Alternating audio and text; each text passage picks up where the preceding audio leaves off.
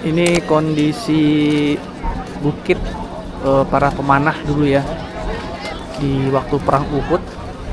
Nah, ini sudah ramai oleh jemaah-jemaah dari umroh dari berbagai negara yang sebenarnya. Bapak Ibu mohon merapat ya, kita akan ke tempat kuburan para sahabat yang gugur di perang Uhud dulu. Mohon jangan memencar dulu. Bareng-bareng dengan rombongan ya.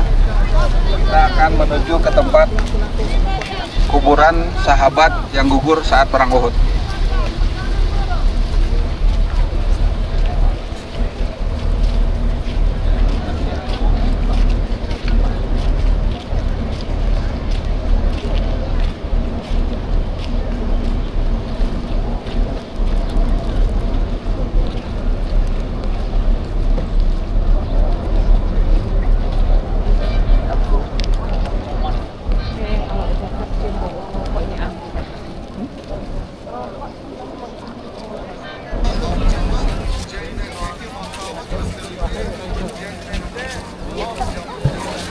Ini kondisi bukit para pemanah dulu ya di waktu perang Uhud. Nah, ini sudah ramai oleh jemaah-jemaah dari umroh dari berbagai negara yang sebenarnya. Ini kondisinya di tanggal 27 Februari 2025 ya. Nah, ini masjidnya, ini makam para sahabat ya ketika perang Uhud. Nah, di sini dimakamkan teman-teman ya. Nah, itu bukit Uhudnya. Itu bukit Uhud. Nah, ini bukit pemanahnya. Nah, jadi itu posisi Nabi dulu tuh ada di sebelah sini ya. Nah, inilah kondisinya nih teman-teman. Kondisi bukit Uhud di tanggal 27 Februari 2025 sudah banyak dipenuhi oleh para pengunjung. Ini jam 8.30 ya teman-teman ya, jam setengah 9 waktu Madinah. Wasallam Hamzah bin Abdul Muttalib. Sebagaimana kita ketahui bahwa perang Uhud itu terjadi karena kekecewaan orang-orang kafir Quraisy yang mengalami kekalahan pada saat perang Badar. Mereka ingin membalaskan dendam mereka karena mereka merasa dipermalukan bagaimana orang kafir Quraisy yang terkenal mereka itu memiliki wibawa dapat dikalahkan oleh kaum muslimin yang jumlah mereka tidaklah seberapa, hanya 300 orang, dan orang-orang kafir Quraisy jumlah mereka pada saat perang Badar 1.000 orang, sehingga mereka berkeinginan untuk membalaskan dendam mereka. Ikhwatul iman azani Allah wa iyyakum. Komplek pemakaman syuhada Uhud ini adalah salah satu di antara tempat yang kita dianjurkan untuk menziarahinya di kota Madinah. Seperti yang sudah kita sampaikan, ada 3 kuburan yang kita dianjurkan untuk menziarahinya di kota Madinah, yaitu kuburan Rasulullah SAW dan 2 orang sahabatnya, Abu Bakar dan Umar radhiyallahu anhu. Kemudian kuburan Baqi', dan yang ketiga adalah kuburan syuhada Uhud. Dan perlu kita jelaskan ikhwatul iman azani Allah wa iyyakum bahwa ziarah kubur ini memberikan manfaat bagi orang yang masih hidup, sebagaimana dia juga memberikan manfaat bagi orang yang sudah meninggal apabila dijalankan sesuai dengan syariat. Sebagaimana halnya Nabi SAW menyebutkan, ala inni kuntu nahaitukum an ziyaratil qubur ala fazuruha fa innaha tudzakkirukumul maut. Dahulu aku melarang kalian untuk ziarah kubur, namun sekarang ziarahilah kubur karena sesungguhnya dia mengingatkan kalian kepada kematian. Maka dari hadis Nabi SAW ini dapat kita ambil pelajaran bahwa tujuan utama bagi orang yang masih hidup dalam ziarah kubur itu, tujuan utamanya adalah apa? Untuk mengingatkan mereka kepada kematian. Adapun orang-orang yang sudah meninggal dunia, maka mereka mendapatkan manfaat dari ziarah orang yang masih hidup dengan cara apa? Ketika mereka mendoakan. Ketika orang-orang yang menziarahi kuburan tersebut mendoakan orang-orang yang sudah meninggal dunia dengan mengucapkan apa? Assalamualaikum ahlan diyar. Sebagaimana halnya ketika kita mengunjungi kuburan baki, kita juga mengucapkan doa ini. Begitu pula ketika kita mengunjungi kuburan para syuhada Uhud ini, kita juga mendoakan mereka dengan mengucapkan Assalamualaikum ahlad diyar minal mu'minin wal mu'minat atakum ma tu'adun nas'alullaha lana wa lakumul afiyah wa inna insyaallah bikum lahiqun. Artinya apa?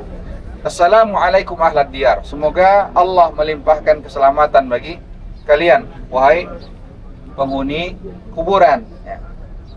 Telah datang kepada kalian apa yang dijanjikan oleh Allah Subhanahu wa ta'ala, dan insyaallah kami pun akan menyusul kalian.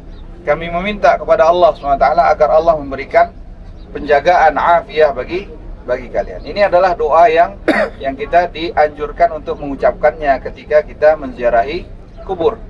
Dan perlu kita ketahui ikhwatal iman azani Allah wa iyyakum, tidak boleh kita melakukan berbagai macam bentuk tabarruk, seperti halnya mengambil tanah-tanah di kuburan. Begitu pula halnya nanti kalau kita melihat di belakang kita ini ada juga gundukan tanah bukit, di mana kita melihat banyak orang naik ke atas bukit tersebut, dan di mana bukit ini adalah merupakan Jabalur Rumah. Apa itu Jabalur Rumah? Ar-Rumah itu jamak dari kata Ar-Rami, yaitu pasukan pemanah. Jadi di atas bukit inilah dahulu Nabi SAW menempatkan 50 orang pasukan pemanah. Adapun Nabi SAW mengambil posisi di mana? Di bahagian belakang. Di bahagian belakang, menjadikan Gunung Uhud itu sebagai apa? Sebagai benteng, sehingga musuh tidak mungkin menyerang dari belakang. Jadi dapat kita lihat bagaimana bagusnya strategi yang diterapkan oleh Rasulullah SAW. Beliau mengambil posisi di bahagian Gunung Uhud, kemudian beliau pun memposisikan 50 orang pasukan pemanah di atas bukit ini, sehingga musuh itu dapat diserang dari dua sisi.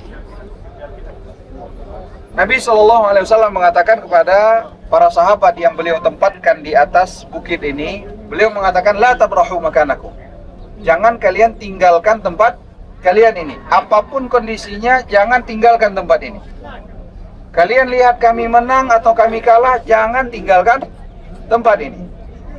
Pada awalnya, kaum muslimin itu mendapatkan apa? Kemenangan.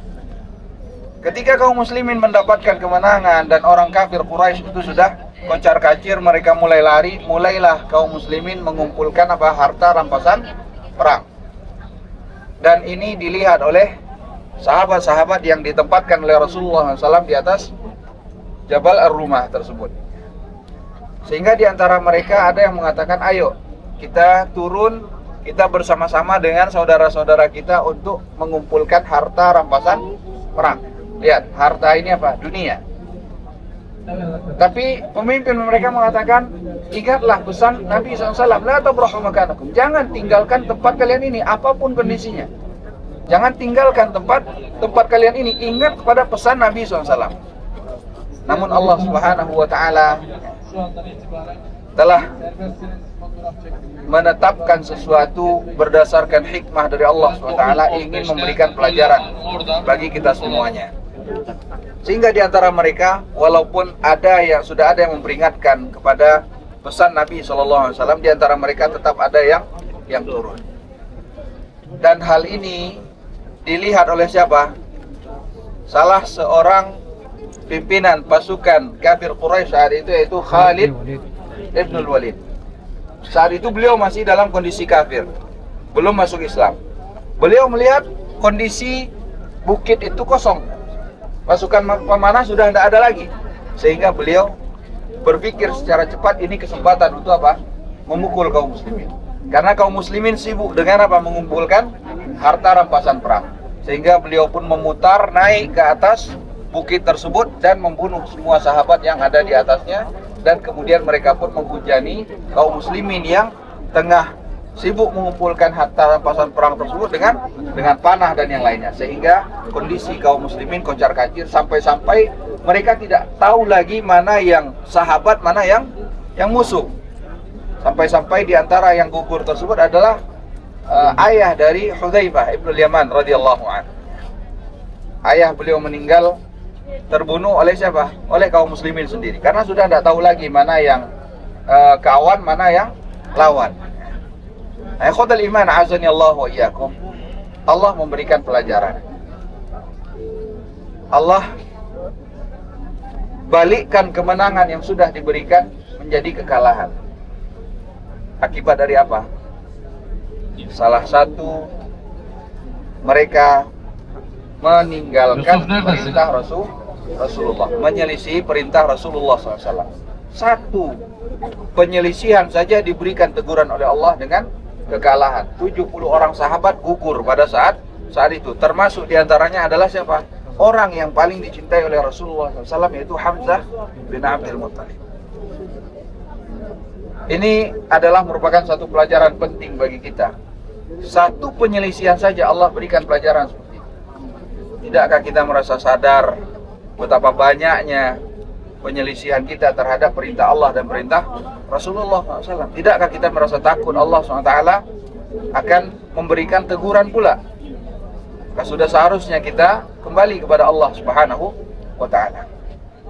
Nah, khotul iman azani Allah wa iyyakum, setelah terjadinya kekalahan, Nabi SAW pun kembali mundur, dan saat itu Allah SWT turunkan ketenangan, dan kemudian pada saat itu Abu Sufyan pun mengatakan bahwa hari ini adalah hari yang impas.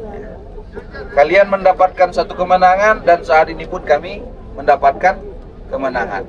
Namun saat itu Nabi SAW tidak menjawabnya. Karena apa? Karena khawatir nanti kalau Rasulullah SAW menjawab itu diketahui di mana posisi Rasulullah SAW. Maka salah seorang sahabat itu mengatakan, "Ya Rasulullah, la tusyrif 'alal qaum." Ya Rasulullah, jangan angkat kepalamu. Bisa jadi nanti anak panah itu mengenai engkau ya Rasulullah. Pada saat perang Uhud banyak sekali peristiwa, di antaranya gigi seri Rasulullah juga patah. Ini menunjukkan bahwa Nabi SAW adalah manusia biasa, mengalami apa yang dialami oleh manusia. Beliau dapat sakit, beliau pun dapat. Artinya kalau sekiranya Nabi SAW itu dapat memberikan manfaat, mengangkat madarat, maka tidak mungkin hal-hal seperti itu akan dialami oleh Rasulullah SAW. Begitu pula ini juga menunjukkan bahwa Nabi SAW tidak mengetahui perkara gaib. Karena kalau sekiranya beliau mengetahui perkara gaib, maka tentu beliau pasti akan mengetahui apa yang akan terjadi. Akan tetapi ini telah ditetapkan oleh Allah SWT sebagai pelajaran bagi kita semuanya. Maka hendaknya kita mengambil ibrah, pelajaran dari apa yang terjadi dari perjalanan Rasulullah SAW. Khotul iman azanillah wa iyyakum, ini adalah komplek pemakaman syuhada Uhud, dan dahulu pernah terjadi banjir besar sehingga sebahagian di antara kuburan ini ada yang terbuka, dan ditemukan bahwa jasad para sahabat yang gugur itu masih utuh sebagaimana ketika mereka meninggal dunia, dan itu sudah terjadi puluhan tahun. Jadi kita mendoakan mereka, kita mencintai mereka sebagaimana Allah SWT mencintai mereka. Akan tetapi rasa cinta kita kepada mereka tidak menyebabkan kita, tidak boleh menjadikan kita justru berlebih-lebihan dalam menganggap keutamaan yang mereka miliki. Kita mendoakan mereka, tidak boleh kita meminta-minta kepada mereka. Jadi Bapak Ibu sekalian yang mau mengambil dokumentasi mungkin bisa ambil dokumentasi. Ini adalah Jabal Ar-Rumah. Kalau ada yang mau melihat silakan. Dan tidak ada sunnahnya untuk naik ke atas. Tidak ada sunnahnya, tidak ada keutamaannya. Mungkin Bapak Ibu akan melihat di atas itu ada yang sholat, itu semuanya tidak ada. Semuanya tidak ada.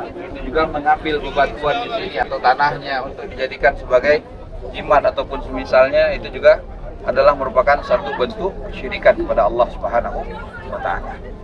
Bapak Ibu sekalian, ini mungkin penjelasan singkat terkait apa yang terjadi, dan posisi yang kita berdiri saat ini adalah posisi sahatul ma'rakah, artinya tempat terjadinya peperangan. Ini tempat yang kita injak saat ini. Baik, ini saja. Ya. Mungkin silakan setelah ini yang mau ngambil. Gua Hira di mana lokasinya? Apa Pak? Gua Hira. Gua Hira di Mekah. Sabar Pak, nanti kita sampai sana. Gua Hira insya Allah nanti di Mekah. Baik, silakan yang mau ambil dokumentasi pribadi, silakan. Jabal Rumat, Bukit para Pemanah.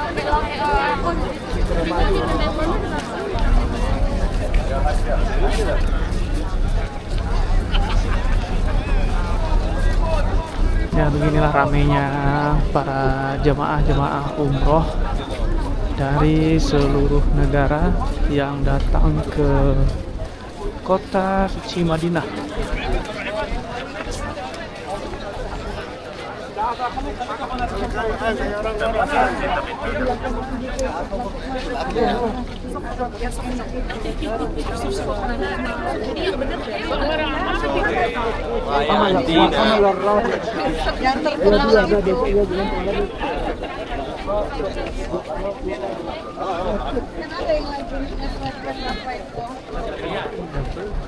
Naik kayaknya.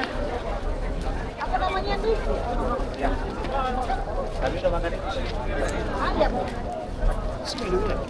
Jadi kalau Masjid Nabawinya itu ada di sebelah sana ya teman ya. Masjid Nabawi sebelah sana. Nanti malam kita Ini nggak nggak makan. kelihatan ya, towernya nggak kelihatan. Besok berarti bener pagi ya.